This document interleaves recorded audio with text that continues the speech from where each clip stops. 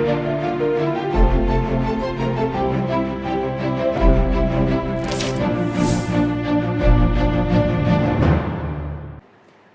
मैं हूं रत्ना और आप देख रहे हैं सी न्यूज़ भारत। वक्त हो चुका है अलीगढ़ बुलेटिन का। शुरुआत करेंगे इस खास खबर से। अलीगढ़ के थाना दादो क्षेत्र के ग्राम उदित नगला में फर्जी पुलिसकर्मियों ने एक बुजुर्ग महिला से 20,000 रुपए की ठगी की, लेकिन ग्रामीणों ने उन्हें पकड़कर पुलिस के हवाले कर दिया। अलीगढ़ के थाना दादो क्षेत्र के ग्राम उदित नगला में 2 फर्जी पुलिसकर्मियों को ग्रामीणों ने मक्के के खेत से पकड़कर पुलिस को सौंपा। बता दें कि ये दोनों कई दिनों से एक बुजुर्ग महिला को धमकाकर खुद को दादो थाने का बताते हुए 20,000 रुपए वसूल चुके थे। कह रहे थे कि वे उसका केस खत्म करा देंगे। महिला ने डर के कारण पैसे दे दिए, लेकिन वर्दी संदिग्ध लगने पर ग्रामीणों ने पीछा किया और उन्हें खेत में छिपते हुए पकड़ लिया। फिलहाल पुलिस आरोपियों से पूछताछ कर रही है। क्या नाम है तुम्हारा? सावित्री। सावित्री, कहाँ रहती हैं आप? दादा। क्या मामला हुआ है आपके साथ? 3 दिन से जा रहा हूँ जी, हमारे द्वारा। कौन जा रहा था? ये आदमी पकड़े वो का जी। किस वेशभूषा में था? क्या जी पुलिस के भेष में हूँ जी। अच्छा, क्या कहता था? न कहता हो कैसा जो झंडा उतारा पहले चुक। कौन सा झंडा? यही टंगेरो का हमारे ऊपर नींव पे टंगरा हुआ है। काय का झंडा टंग रहा जे डीएसपी का? हाँ ये टंगरा हुआ है। क्यों उतारने के लिए कहता था? क्या तो अपने देख लो हुआ ना तो। अच्छा। हाँ झंडा उतारा जाए। हाँ तुम्हारा मुकदमा चले, मुकदमा तुम्हारा केस करेंगे और कि तुम्हें पुलिस केस में दिया हो तो बस वो फंडर करवा देंगे। जाकर हमारे पैसा दो हमें। पैसे भी मांगे थे? हाँ 20,000 रुपये हम लाइन आने 3 दिन में। दे दिए? हाँ 3 दिन में। हाँ तो कैसे पता लगा आपको कि ये फर्जी है? फर्जी का इसकी वर्दी से मालूम पड़ गई। तो अभी आप कहाँ पे हो? किसको दे दिया आपने? हम घर है अबे अबे वो पहुँचो दी पहुँचो दे करके आओ जी। अबे हम तो बहु तक पहुँचो दे करके आओ खूब। अच्छा। हाँ तो आएगा बालक हमारी फोन कर। 20,000 रुपए कैसे दिया आपने? नौकरी हमारा केस तो चलिए रहा हुआ दत्ती को, तो नौकरी तुम्हारा केस फंडर करवा देंगे हम। एक बार में ही लेके गया था 20,000? ना 2 बार में। कितने रुपए? 2 15,000 ना 10,000 रुपये। 10,000 रुपए? हाँ हाँ। तो अभी आप लोगों ने पकड़ के कहाँ दे दिया है उसको, जो युवक था वर्दी में? थाने में। हाँ थाने में। थाने में। तुम्हारा? जयलाल सिंह। कहाँ रहते हो? दादू। अच्छा, क्या मामला हुआ है? सर मामला ये हुआ है कि जे रिपोर्ट दिखाते थे माँ बाप को हमारे को, और फर्जी रिपोर्ट थी उसकी वैसी भी, और नाम बता रहे थे ये पुलिस वाले बन के। पुलिस वाला बन के? हाँ। फिर क्या हुआ? और इन्होंने बोला कि आपकी मेड़बंदी का कोई मैटर चल रहा है, वो केस ख़त्म हो जाएगा, 20,000 रुपये मुझको दे दो, तुम्हारा केस ख़त्म करा देंगे। कुछ पैसे आपके द्वारा दिए? मेरे द्वारा मैं जो तक डिग रहा था उसने पीछे पैसे दे दिए थे मम्मी ने। कितने? 20,000 रुपये। 20,000 रुपये लेके? हाँ 2 बार में दिए। लगा आप लोगों को कि ये नकली पुलिस इसकी वर्दी से पता पड़ रहा था। हाँ। तो अभी कहाँ है वो? अभी थाने में है। अच्छा, आप लोगों ने मतलब पकड़ा था, क्या हुआ? आपके घर से पैसे लेके भाग रहा था, क्या घटना हुई थी? पैसे तो लेके कल गया था, ये आज डोलने गया था वहाँ पे। अच्छा, लोगों ने दौड़ाकर इसे पकड़ा है, आप हाँ उस जी। समय मौजूद थे क्या?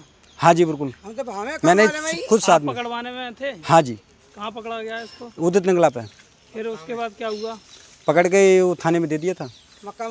दिनांक 16/5/25 को थाना दादो समय लगभग शाम 6 बजे सूचना प्राप्त हुई कि ग्राम नगला खंजी पर कुछ व्यक्ति पुलिस वालों से बहस कर रहे हैं। इस सूचना पर थाना पुलिस मौके पर गई और पूछताछ की गई तो पाया कि जो व्यक्ति पुलिस आरक्षी की वर्दी धारण किए हुए थे वह पुलिस में ना होकर गलत तरीके से पुलिस की वर्दी धारण किए हुए हैं तथा गैर कानूनी तरीके से पुलिस की वर्दी धारण कर लोगों पर रौब जमा रहे हैं।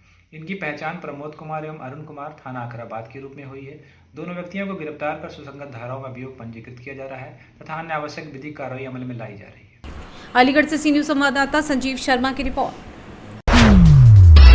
रुक करेंगे अगली खबर की ओर, जहां बता दें अलीगढ़ में ट्रक एसोसिएशन ने आरटीओ की मिली भगत से अवैध ट्रैक्टर संचालन के खिलाफ अनिश्चितकालीन धरना शुरू किया।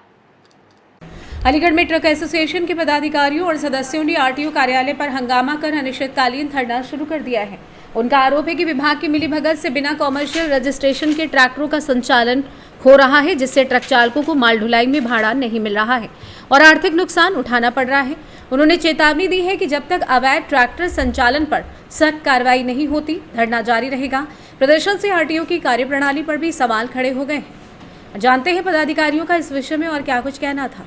इस तरह का मामला है, धरना प्रदर्शन क्यों किया जा रहा है? ये अवैध ट्रैक्टरों के उसमें धरना प्रदर्शन किया जा रहा है कि जो सीमेंट, खाद और गेहूं के चल रहे हैं अवैध ट्रैक्टर, जिसकी हम शिकायत काफी दिनों से कर रहे हैं, मगर उस पर कुछ सुनवाई नहीं हो रही है। आज स्थिति ये आगे गाड़ी वालों की कि मरने की कगार पे आ गए हैं। कि हमारे टैक्स पर और परमिट और बीमा पे हम पैसा जमा कर पा रहे हैं, क्योंकि अभी ट्रैक्टर हमारे मालों को ले जा रहे हैं। किसकी सहायता पर चल रहे हैं ट्रैक्टर? ये आरटीओ साहब की सहायता पे चल रहे हैं। क्या डिमांड करते हो, किस तरीके की मांग है? हमारी डिमांड ये है कि वो ट्रैक्टर बंद किए जाएं, जिससे हम लोगों को आगे काम मिले। कब से चल रहे हैं वो हमने 2 सालों से चल रहे हैं, 3 साल से चल रहे हैं ट्रैक्टर। इसकी आपने शिकायत नहीं की? सब शिकायत कर रखी है, सबने कागज दे रखे हैं, लिखित में शिकायत है, फिर भी उनकी कोई वो नहीं है। और आपके सामने ये लिस्ट लगी हुई है गाड़ी वालों की, मगर ट्रैक्टर की कोई लिस्ट नहीं लगी हुई है जिनके कागज पूरे नहीं है। आए दिन उन लोगों से दुर्घटना होती है, ना उनका बीमा है, ना परमिट है, ना कुछ भी नहीं है, फिर भी वो अवैध रूप से चल रहे हैं, उन पर कोई सुनवाई नहीं हो रही है। तो क्या आरटीओ विभाग की मिली भगत से जो पूरा कार्य चल रहा है, वो धड़ल्ले से कहते हैं आप कहीं भी चले जाइए, हमारे ट्रैक्टर बंद नहीं हो सकते हैं। तो कहते हैं 4 से 5 हजार में जी, हमारी सुनवाई हो और वो बंद किए जाए। अभी तो कोई अधिकारी अभी कोई भी अधिकारी बंद कर नहीं आए, मिलने के नहीं आए, ताला लगा दिया। आप लोग आ गए तो ताला खोल दिया, नहीं तो अब तो ताला लगा हुआ था। अभी भी अधिकारी को बता दिया 15 ट्रैक्टर आरसीएस मिल पे खड़े हुए हैं। मैं दी अलीगढ़ ट्रक एसोसिएशन से उपाध्यक्ष हूँ। इस तरह की डिमांड है, नारेबाजी करके धरना प्रदर्शन किया जा रहा है। ये डिमांड हम सब ट्रक मालिक हैं और जो कमर्शियल ट्रैक्टर चल रहे हैं, कृषि ट्रैक्टर चल रहे हैं, कमर्शियल बना के आरटीओ साहब जो कमर्शियल कृषि वाले ट्रैक्टरों को कमर्शियल में चलवा रहे हैं। और आरटीओ साहब से हमने शिकायतें की तो उसके एवज में इन्होंने किसानों के जो प्रॉपर किसानों के ट्रैक्टर हैं उनको पकड़ लिया जाता है और कागजों में खानापूर्ति कर दी जाती है। जो व्यापारियों के ट्रैक्टर हैं, जो मंडी से आ रहे हैं, जो अवैध रूप से रेलवे सिटी साइडिंग से चल रहे हैं, करीब 150 ट्रैक्टर हैं जिनकी लिस्ट भी दी है, उनमें से एक भी ट्रैक्टर आज तक पकड़ा नहीं गया है। जो हमारे किस तरह से चलवाया जा रहा है उनको आरटीओ साहब पैसे लेके चलवा रहे हैं, सीधा 5000 रुपए एंट्री जाती है। अगर हम किसी आरटीओ साहब को फोन कर देंगे साहब यहाँ 10 ट्रैक्टर खड़े हुए हैं जिसमें 35 टन वजन है, आरटीओ साहब उस पर आते ही नहीं है, फोन उठाना बंद कर देते हैं। उसके लिए हमारे पास कॉल डिटेल भी है। आप टैक्स देने के बाद भी नहीं चल पाए? टैक्स, परमिट, फिटनेस सब कुछ हम कागज तैयार करा रहे हैं। जो हमारे कागज अब पूरे भी नहीं हो पा रहे हैं क्योंकि हमारी गाड़ियां नहीं चल रही हैं। गेहूं का सीजन था, पूरा माल ट्रैक्टर ने धो दिया। कब तक मंडी से अनिश्चितकालीन धरना रहेगा हमारा। जब तक हमारी सुनवाई नहीं होगी तब तक हम बैठे रहेंगे। ट्रैक्टर शहर में से बंद होने चाहिए। तो अधिकारी आपसे मिलने नहीं आ रहे? कोई अधिकारी हमसे नहीं मिल रहे हैं। अधिकारी बोलते हैं आरटीओ ऑफिस में क्यों आते हो, बोलते हैं अधिकारी तो क्यों आते हो ऑफिस में? अधिकारियों ने तो बाहर निकाल करके अलीगढ़ से सी न्यूज़ संवाददाता संजीव शर्मा की रिपोर्ट। अलीगढ़ के शेखा झील पर विदेशी पक्षियों के प्रवास के लिए ताला लगाया गया। वन विभाग ने बर्ड फ्लू के खतरे के कारण 1 सप्ताह तक इसे बंद रखने की जानकारी दी। अलीगढ़ के थाना हरदुआगंज क्षेत्र से शेखा झील पर विदेशी पक्षियों के प्रवास के लिए बनाए गए तालाब को प्रशासन ने 1 सप्ताह के लिए बंद कर दिया है। वन विभाग के अधिकारियों ने मीडिया को बताया ये झील सरकार की देखरेख में है, जहां विदेशी पक्षियों का प्रवास होता है। बर्ड फ्लू जैसी बीमारियों के कारण पक्षियों की देखभाल के लिए सैनिटाइजेशन किया जा रहा है, जिससे कि ये तालाब बंद किया गया है। विभाग ने जनता से अपील की है कि यदि कोई मृत पक्षी मिले तो उसकी जानकारी वन विभाग को दें ताकि उसकी जाँच हो सके। सर ये क्या है बर्ड फ्लू और जो शेखा झील है उसको कितने दिन के लिए बंद किया? बर्ड फ्लू एक H5N1 इन्फ्लुएंजा वायरस है जो कि पक्षियों में पाया जाता है, खासकर प्रवासी पक्षियों में। ये वायरस के प्रमाण मिले हैं गोरखपुर जू में। तो एहतियात के तौर पर हमने शेखा पक्षी विहार को 1 सप्ताह के लिए बंद कर दिया गया है और उसको पूरी तरह से सैनिटाइज किया जा रहा है। इसके साथ में ही यह भी अवगत कराना है कि सभी जनपदवासियों से अनुरोध है कि यदि कोई बड़ी मात्रा में पक्षी, प्रवासी पक्षी या पोल्ट्री फार्म के पक्षी मृत पाए जाते हैं तो तत्काल रूप से प्रशासन को की डीएफओ कार्यालय को अवगत कराएं। और साथ में ही अभी तो कोई ऐसी सूचना नहीं मिली है, लेकिन फिर भी प्रिकॉशन के तौर पर ये बंद किया गया है। अगले जो कार्य है वो कार्यवाही जो है वो उच्च स्तर पर जो निर्देश प्राप्त होंगे उस प्रकार की। अलीगढ़ से सी न्यूज़ संवाददाता संजीव शर्मा की रिपोर्ट।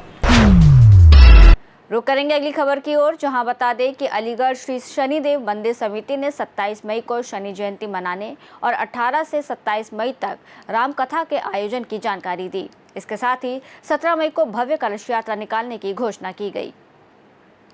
अलीगढ़ श्री शनिदेव मंदिर समिति के पदाधिकारियों ने एक प्रेस वार्ता में बताया कि 27 मई को मानिक चौक पर शनि जयंती मनाई जाएगी। इस अवसर पर 18 से 27 मई तक रामकथा की अमृत वर्षा होगी, जिसे सुनील कौशल महाराज जी द्वारा प्रस्तुत किया जाएगा। समिति के अध्यक्ष लक्ष्मी नारायण लक्ष्मण ने बताया कि 17 मई को भव्य कलश यात्रा निकाली जाएगी, जिसका शुभारंभ सांसद सतीश गौतम करेंगे। कलश यात्रा में अधिक से अधिक भक्तों की उपस्थिति की अपील की गई है।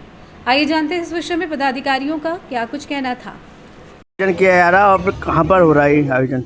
मेरा नाम लक्ष्मी नारायण, समिति शनिदेव मंदिर का अध्यक्ष। ये विशाल भंडारे का आयोजन हर वर्ष होता था। अब श्रीमद् भागवत कथा हर वर्ष और राम कथा का आयोजन होता है।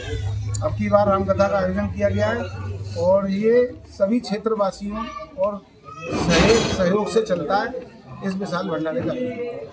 और इसमें जो है शहर के भी भामाशाह हैं जो इस कार्यक्रम में सहयोग देती है। और मेरा सभी जनता से अनुरोध है कि बाबा का प्रसाद अवश्य पाने आए, क्योंकि कहते हैं 7:30 ढैया जो चलती है शनिदेव बाबा की, प्रसाद पाने से ही उद्धार हो जाता है।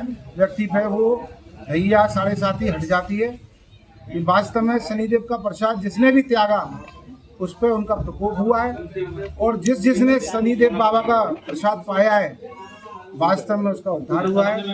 तो फिर कहते हैं शनिदेव खुश तो लक्ष्मी खुश। कथावाचक सुनील कौशल जी महाराज, जो विजय कौशल जी के भतीजे हैं, भागवत कथा करते हैं, राम कथा करते हैं। विजय कौशल जी उनके गुरु जी हैं, उनके शिष्य सुनील कौशल जी के द्वारा। शहरवासियों को किस तरह की अपील रहेगी, क्या कहेंगे? शहरवासियों से ये कथा में आए। 2 बजे से कथा प्रारंभ है, 6:30 बजे तक कार्यक्रम जो है। कल कलश यात्रा है 17 तारीख से, 18 तारीख से 2 बजे से कथा प्रारंभ होगी, 26 तारीख तक कथा रहेगी। उसके बाद 27 तारीख को विशाल भंडारे का आयोजन है, जिसमें शहरवासियों से निवेदन है सभी लोग प्रसाद पाने आए। ये जनता के सहयोग से ही ये कार्यक्रम किया जाता है, विशाल कार्यक्रम है। ये मेरा निवेदन है सभी लोग। जय श्री राम।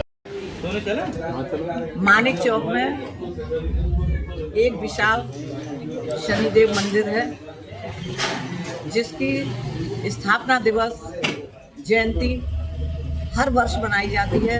इस वर्ष भी 26वां शनिदेव जयंती का आयोजन किया जा रहा है।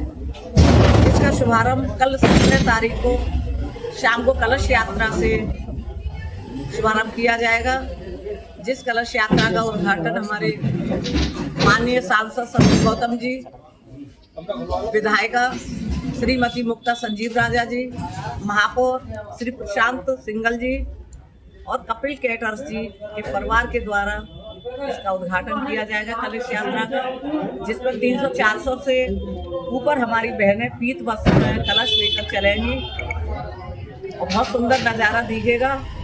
उसके बाद 18 तारीख से राम कथा का आयोजन किया जाएगा, जिसका रसास्वादन हमारे श्रद्धेय श्री सुनील कौशल जी महाराज जी के मुखारबिंद से राम कथा राम की महिमा का गुणगान किया जाएगा। लगातार 9 दिन इसका आयोजन है। 10वें दिन यहाँ पर विशाल महायज्ञ किया जाएगा और प्रसादी की जाएगी। मैं जनता से अनुरोध करती हूँ, मानिक चौक में शनि जयंती के उपलक्ष्य में जो राम कथा हो रही है, यहाँ पर सभी भक्त आएं और शनिदेव बाबा का प्रभु श्री राम का आशीर्वाद प्राप्त करें और अपने जीवन को धन्य बनाएं। मैं समिति का बहुत बहुत आभार, बहुत बहुत धन्यवाद देना चाहती हूँ, जो प्रतिवर्ष जनता के ही सहयोग से यहाँ पर ये आयोजन किया जाता है। अलीगढ़ से सी न्यूज़ संवाददाता संजीव शर्मा की रिपोर्ट। अलीगढ़ मुस्लिम विश्वविद्यालय के पूर्व छात्र संघ अध्यक्ष सलमान इम्तियाज ने राजस्थान के विधायक बाल मुकुंद आचार्य पर राष्ट्रीय ध्वज तिरंगे का अपमान करने का आरोप लगाया और राज्यपाल से कठोर कार्रवाई की मांग की।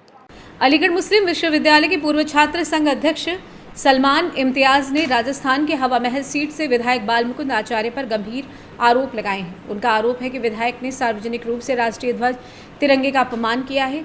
सलमान इम्तियाज ने राजस्थान के राज्यपाल को पत्र लिखकर विधायक के खिलाफ कठोर कार्रवाई की मांग की है। उन्होंने चेतावनी दी है कि यदि उचित कदम नहीं उठाए गए तो अलीगढ़ और देश भर में बड़े प्रदर्शन होंगे। ये घटना सामने आने के बाद राजस्थान की राजनीति में विवाद बढ़ गया है, क्योंकि ये मामला राष्ट्रीय सम्मान से जुड़ा है। सलमान इम्तियाज ने कहा कि तिरंगे का अपमान किसी भी हाल में स्वीकार नहीं किया जा सकता है। विधायक बालमुकुंद आचार्य पर आरोप है कि उन्होंने एक सार्वजनिक कार्यक्रम के दौरान तिरंगे से नाक पोंछने जैसा आपत्तिजनक कार्य किया, जो देश के करोड़ों नागरिकों की भावनाओं को ठेस पहुंचाता है। बालमुकुंद आचार्य पर पहले भी कई विवादों का आरोप है, जिनमें सांप्रदायिकता फैलाने और समाज में तनाव बढ़ाने के आरोप शामिल हैं। सलमान इम्तियाज ने अपने पत्र में यह भी कहा कि इस तरह की गतिविधियां देश की एकता और अखंडता के लिए खतरे की घंटी हैं और विधायक का संवैधानिक पद पर बने रहना लोकतांत्रिक मूल्यों का अपमान है। जानते हैं पूर्व छात्र संघ अध्यक्ष AMU सलमान इम्तियाज ने और क्या कुछ कहा। दरअसल आज की जो प्रेस कॉन्फ्रेंस है वो राजस्थान की एक विधानसभा है हवा महल। वहाँ से विधायक बालमुकुंद आचार्य ने जो कल अपनी यात्रा के दौरान हरकत की, उसकी जितनी निंदा की जाए उतनी कम है। वो राष्ट्रीय ध्वज से अपनी नाक और अपने चेहरे की गंदगी को साफ कर रहे थे। ये साफ दर्शाता है कि उनके मन में राष्ट्र ध्वज को लेकर क्या भाव है और हमारी दरख्वास्त है इस पर कार्रवाई होनी चाहिए। साथ ही मैं मध्य प्रदेश सरकार से ये कहना चाहूँगा कि जो हरकतें उनके मंत्री और उनके विधायक कर रहे हैं, देश का अपमान कर रहे हैं, इनको बर्खास्त किया जाना चाहिए। और देखिए ये तारीख इनकी ऐसा नहीं कि अभी की तारीख है, ये हमेशा से इस तरह से करते आए हैं।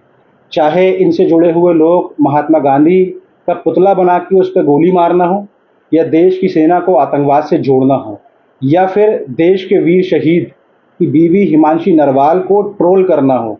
इसके साथ साथ एक ईमानदार अफसर विक्रम मिश्री को की बेटी को जिस तरीके से अभद्र टिप्पणियां करी गई, तो ये साफ दर्शाता है कि ये लोग देश विरोधी मानसिकता रखते हैं। अगर हमने माजी में देखा जाए, इनकी तारीख को देखें, तो इन्होंने हमेशा से राष्ट्र ध्वज को और नेशनल एंथम को हमेशा डिसरिस्पेक्ट किया है। इस तरह मोदी जी नेशनल एंथम के बजते हुए रशिया में उसका अपमान करते हैं। इसके साथ साथ आज़ादी के 52 सालों के बाद भी इनके हेडक्वार्टर में नेशनल फ्लैग नहीं लगाया गया।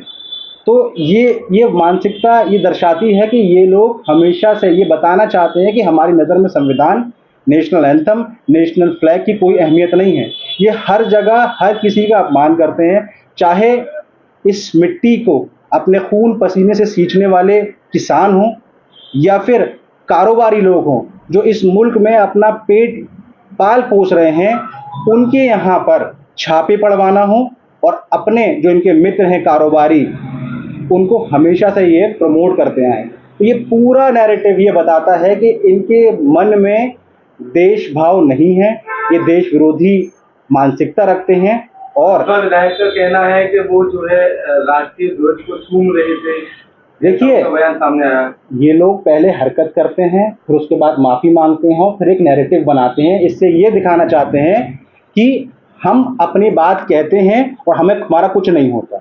उस वीडियो में साफ दिख रहा है कि बालमुकुंद आचार्य अपना चेहरा नहीं, अपने नाक की गंदगी राष्ट्रध्वज से साफ कर रहे थे। जब उनको किसी और ने कोई दूसरा कपड़ा दिया तो उन्होंने उसको दिया। तो ये ऐसा नहीं है कि पहली बार हुआ है, इससे पहले भी राष्ट्रध्वज हो या नेशनल एंथम हो, उसकी ये बेकदरी करते आए। अलीगढ़ से सी न्यूज़ संवाददाता संजीव शर्मा की रिपोर्ट।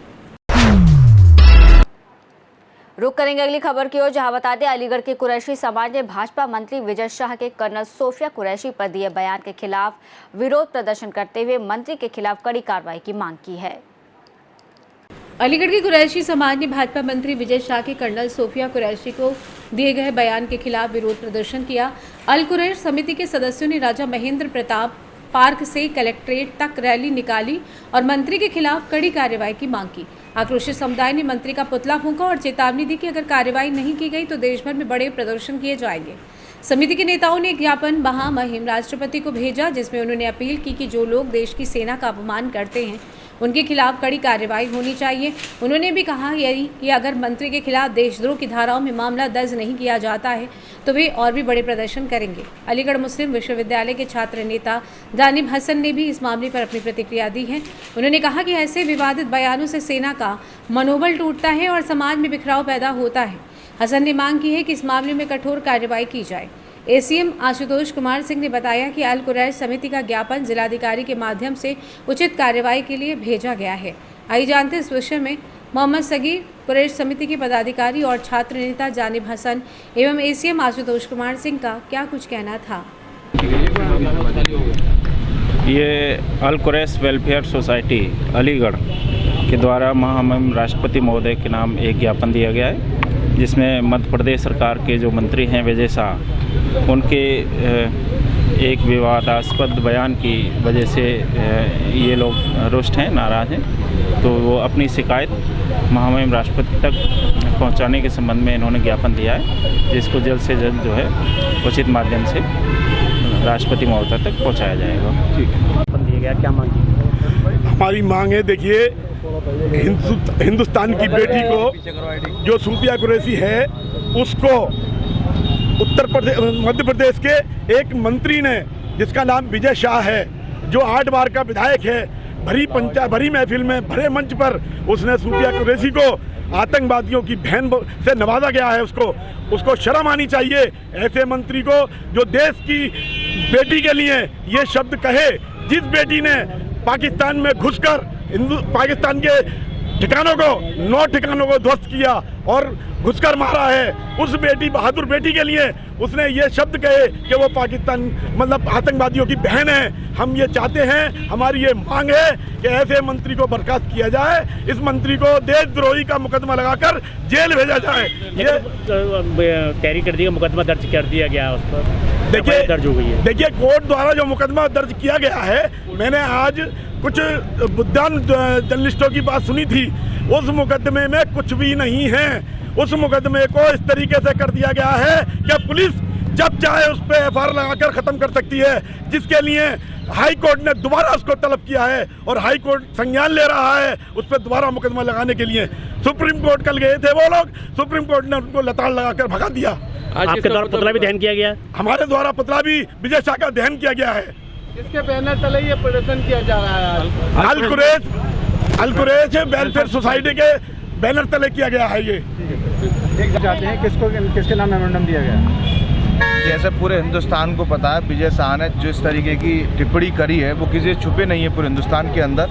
आपको मैं बता दूं, जिस सूफिया कुरैशी ने देश के लिए लड़ाई लड़ी, देश के लिए जो सम्मान की लड़ाई लड़ी है पाकिस्तान से, और पूरा हिंदुस्तान नहीं पूरी दुनिया जानती है कि वो लड़ाई किसकी थी, हिंदुस्तान पाकिस्तान की। उस वक्त पूरी सेना ने जब उनको नेतृत्व करने के लिए चुना, तो आप इस बात से अंदाज़ा लगा सकते हैं कि हिंदुस्तान का उस समय सम्मान उनके हाथ में था। उन्होंने अपना पूरा 100% दिया, लेकिन कुछ तथाकथित लोग हैं भाजपा के लोग, और भाजपा के षड्यंत्र के तहत इस तरीके की बोल बच्चन है उनके, जिस तरीके से बयानबाजी करते हैं, वो इस तरीके से देश को तोड़ने का काम करते हैं। उन्होंने कभी हिंदुस्तान को एक करने की, मुत्तहिद होने की बात नहीं कही। क्या चाहते क्या? हमारी मांग ये है, जो कोर्ट ने आदेश किया था उनके खिलाफ एफआईआर करने का, हम सभी लोग हिंदुस्तान के लोग उनका सम्मान करते हैं, लेकिन इसमें हम चाहते हैं उन धाराओं में मुकदमा दर्ज हो जिसमें देशद्रोह का मुकदमा चले उस पर, और भाजपा सरकार उसको तत्काल प्रभाव से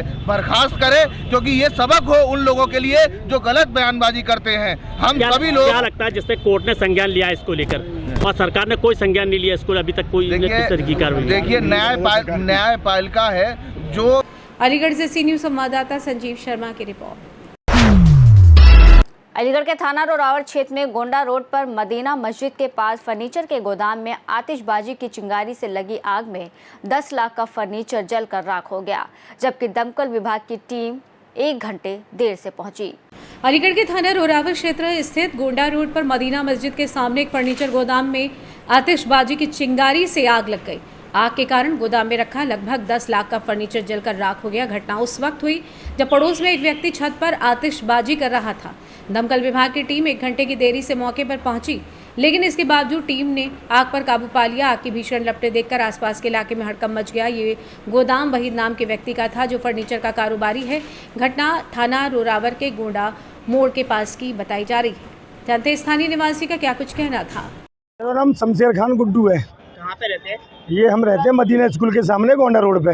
यहाँ पर क्या हुआ आज? यहाँ पे ये बराबर में फर्नीचर का शोरूम था। इसमें बराबर वाले वहीद भाई है मेरे घर के बराबर में, इनका शोरूम है ये पीछे। इसमें कम से कम था 15 लाख रुपए का सामान। इनके बराबर में से पटाखे वगैरह कुछ चले हैं। उस पटाखे की वजह से जो है पटाखे चले या कोई और मतलब चिंगारी से यहाँ पे आग लगी है। बताने वाले ये बता रहे हैं यहाँ पे जो मौके पे थे कि यहाँ पटाखे चले, उससे चिंगारी छूटी है, चिंगारी गिरी है। यहाँ बेड सोफा वगैरह नए बन के तैयार रखते थे। ये पूरा शोरूम था, इसमें पूरे में उससे आग लग गई।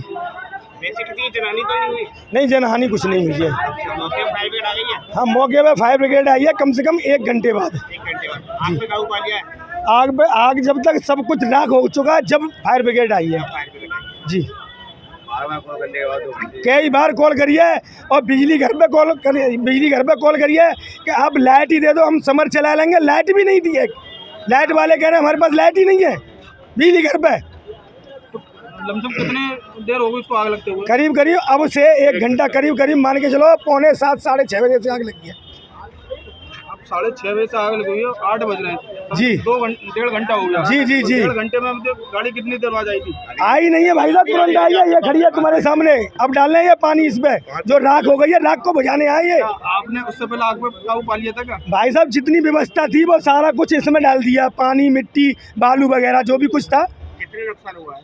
कम से कम 15 लाख रुपए का सामान जल के राख हो गया। क्या सामान था? ये बेड, सोफे, फर्नीचर, यानी जितने भी गृहस्थी के सामान होते हैं फर्नीचर में, सारा कुछ सामान थे। ठीक। नया बनता था सामान या पुराना? ये सेकंड हैंड भी बनता, नया भी बनता, रिपेयर भी होती, नई लक्कड़ भी आती, नया सामान भी बनता है। ये गोदाम था, पूरा शोरूम था फर्नीचर का। इसके नाम किसका गोदाम था? ये वहीद भाई हैं, उनका गोदाम था। अलीगढ़ से सी न्यूज़ संवाददाता संजीव शर्मा की रिपोर्ट। फिलहाल इस बुलेटिन में बस इतना ही। देश और दुनिया की तमाम बड़ी खबरों के लिए देखते रहिए सी न्यूज़ भारत।